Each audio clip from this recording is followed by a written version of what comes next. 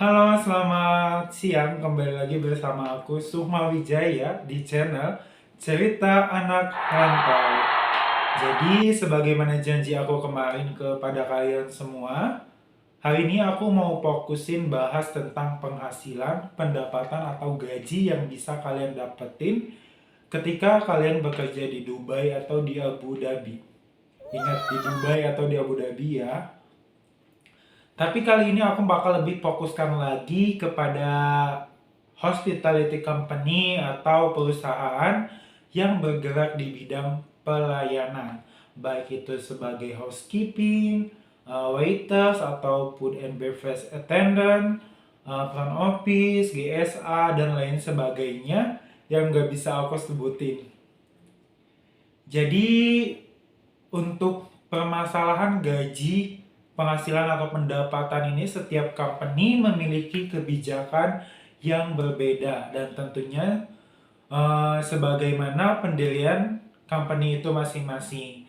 Jadi antara perusahaan A dan perusahaan B, C atau D itu pasti akan memiliki standar gaji yang berbeda atau biasa kita bilang basic salary. Itu semua tergantung dari fasilitas yang kita dapati dari perusahaan tersebut. Sebagai contohnya, perusahaan A ini eh, memberikan basic salary atau gaji senilai 1.300 dirham. Ini dalam currency UAE ya, atau dirham, jadi bukan rupiah. Berarti sekitar 7 juta atau 6 sampai 7 jutaan untuk basic salary-nya. Nah, tapi kalian mendapatkan fasilitas seperti free apartemen atau akomodasi, kita menyebutnya ada fasilitas tempat bermain atau gym seperti itu, dapat makanan 3 kali sehari, transportasi atau jemputan disediakan, pokoknya super duper lengkap dari mulai hal kecil sampai hal besar pun itu ditanggung oleh perusahaan. Tapi kalian cuma punya basic sebesar 6 sampai 7 jutaan. Tapi jangan khawatir ketika kalian mendapatkan perusahaan di company A sebagai dengan gaji 6 sampai 7 jutaan. Itu hanya basic saja karena kalian pun akan mendapatkan yang namanya service charge atau uang tambahan atau uang servis dari perusahaan tersebut. Biasanya sih tergantung dari tingkat keramaian atau kepadatan pengunjung yang datang ke perusahaan kita karena kita bergerak di bidang hospitality atau biasa kita bilang perhotelan. Semakin banyak tamu yang datang, semakin banyak tamu yang datang ke restoran atau semakin banyak pengunjung yang menginap istilahnya atau melakukan staycation di hotel kita dan melakukan atau melakukan dinner, lunch, dan breakfast di restoran hotel kita, itu akan semakin banyak juga service charge yang bakal kalian dapatkan. Bisa dibilang ketika kalian di perusahaan A dengan basic salary 1.300, tapi kalian bisa mendapatkan service charge sampai dengan 1.000 atau 500 sampai dengan 1.000-an. Itu tergantung tingkat keramaian pengunjung ya. Kembali lagi diingatkan, tergantung tingkat keramaian pengunjung yang datang ke hotel kita. Nah, untuk service charge ini biasanya akan dicairkan kapan? Di bulan berikutnya. Misalkan kalian bekerja di bulan Januari dengan basic salary 1.300 dan mendapatkan service charge 900. Tapi untuk yang 900-nya itu akan dicairkan di bulan depan, yaitu bulan Februari.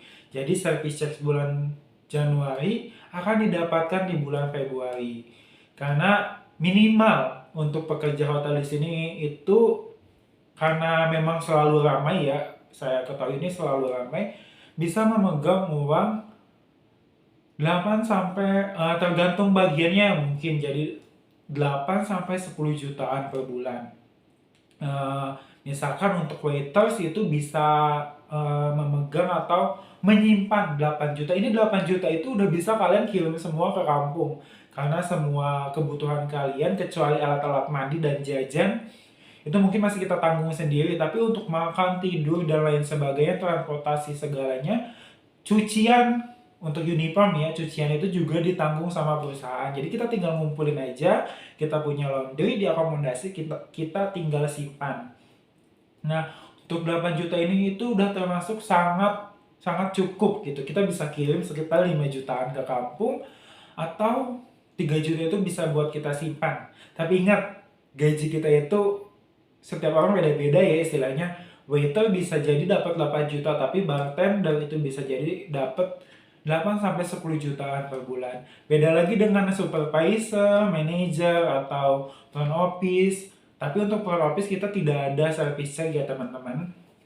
Nah, itu untuk perusahaan company A yang menyediakan semua fasilitas dengan basic yang mungkin standar ya 1.300, tapi dengan ditutup service charge dan uang tips sekalian itu lumayan besar ya untuk sekelas housekeeping atau waiter dapat 10 jutaan per bulan. Nah, ini untuk perusahaan B. Ada lagi perusahaan B, dia tidak menanggung semuanya. Istilahnya bisa dikatakan kalian diberikan gaji yang besar, tapi kalian harus mencari kos-kosan atau kontrakan atau biasa kita bilang akomodasi sendiri.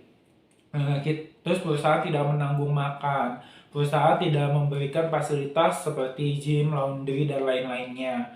Nah, ini biasanya kalian akan mendapatkan kisaran gaji sekitar mungkin bisa dibilang 17 sampai 30-an ke atas atau sekitar 17 sampai 30-an ke atas. Wow. Ini berdasarkan teman-teman yang cerita ke aku ya, teman-teman.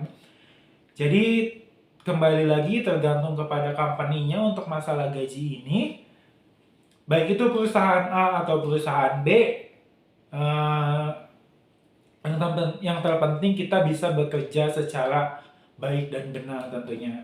Nah, untuk perusahaan B ini, karena kita tidak diberikan fasilitas yang bukan layak ya, fasilitas yang sudah tersedia atau kita bisa dikatakan harus mencari sendiri, maka dari itu kita diberikan gaji yang cukup besar.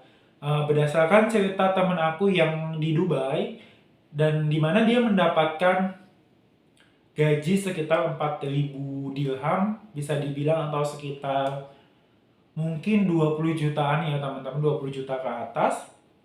Tetapi mereka tidak mendapatkan fasilitas seperti akomodasi, makan, transportasi. Jadi dia harus menggunakan kereta untuk menuju ke tempat dia bekerja atau menggunakan angkutan umum lainnya.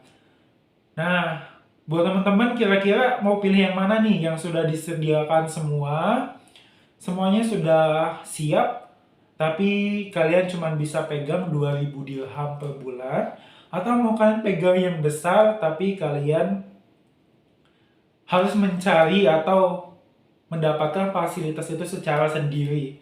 Sedikit informasi, untuk kontrakan di daerah sini itu atau akomodasi itu kisaran 7-8 jutaan untuk yang menengah ke bawah lah gitu ya, yang biasa-biasa aja. Itu biasanya sekitar 7 jutaan, tapi tergantung lagi kepada letak dan tempat kontrakan tersebut itu berada. Karena setiap lokasi pasti berbeda. Seperti itu teman-teman.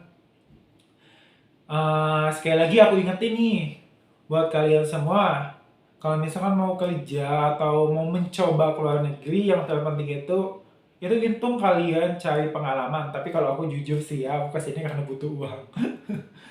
Kalian hitung cari pengalaman untuk batu loncatan istilahnya. Kalian bisa cari company yang memberikan gaji kalian lebih besar lagi kalau kalian memang mengejar gajinya gitu. Karena di sini company hospitality itu memiliki kisaran basic salary yang berbeda, dari mulai 1.300 paling kecil sampai dengan basic 1.900 atau 1.800-an.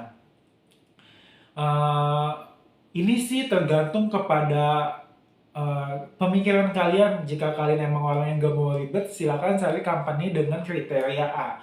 Tapi ketika kalian emang orangnya bisa spend money dengan baik, kalian bisa pilih company yang B. Mungkin kalian bisa cari kos-kosan yang lebih murah, seperti itu, bisa beli makanan yang lebih murah, dan kalian bisa save money lebih banyak gitu. Tapi jujur, untuk fasilitas di perusahaan A ini, perusahaan A ini itu sangat lengkap sekali. Dari mulai gym, bioskop, tempat karaoke itu ada disediakan. Lapangan bola, lapangan tenis, lapangan basket, lapangan kasti itu juga disediakan. Bahkan tempat-tempat untuk kita santai atau tempat-tempat untuk kita menenangkan pikiran pun itu disediakan. Tempat untuk kita mau latihan dance atau apapun hobi kita itu kita disediakan untuk perusahaan A dengan gaji sekitar 2.200 dirham kalau tidak salah seperti itu.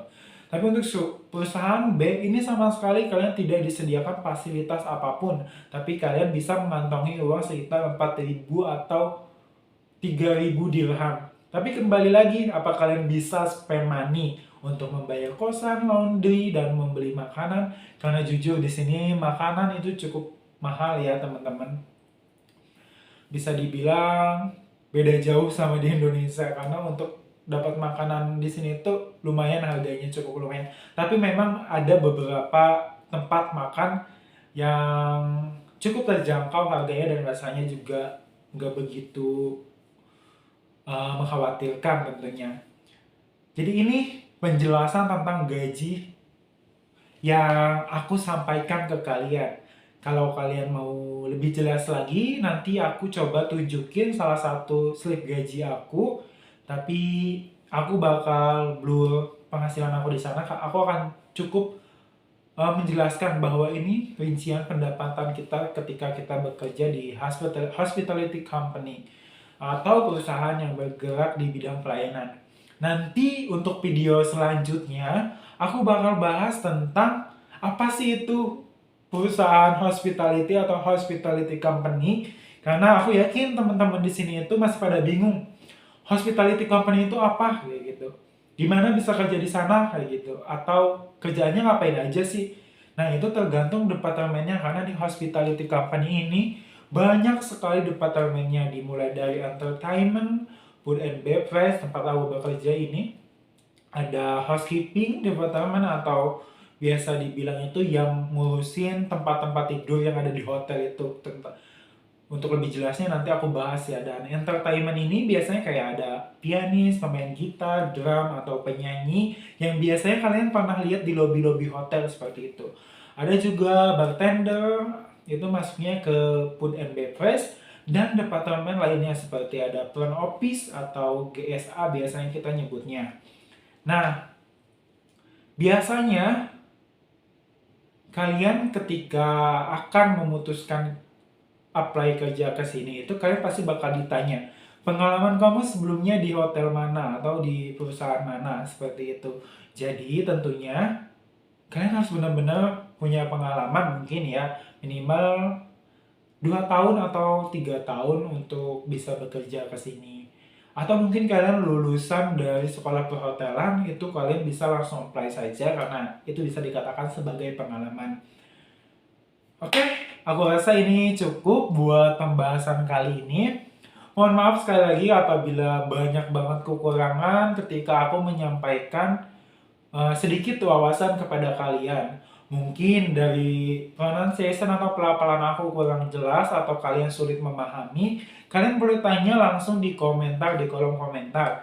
Insya Allah nanti aku bakal balas dengan sejelas mungkin, sedetail mungkin. Kalau mungkin kalian ada sedikit pertanyaan yang ingin kalian sampaikan, tapi secara privacy, kalian bisa langsung datang ke Instagram aku, kunjungi Instagram aku dan DM di sana. Apa yang mau kalian tanyakan atau apa yang informasi apa yang kalian butuhkan. Untuk kali ini aku rasa cukup banget untuk pembahasan masalah gaji yang kemarin aku janjikan. Sampai ketemu lagi di video-video selanjutnya. Insya Allah nanti aku bakal bahas tentang kehidupan, mungkin ya kehidupan dunia sebagai seorang TKI atau tenaga kerja Indonesia.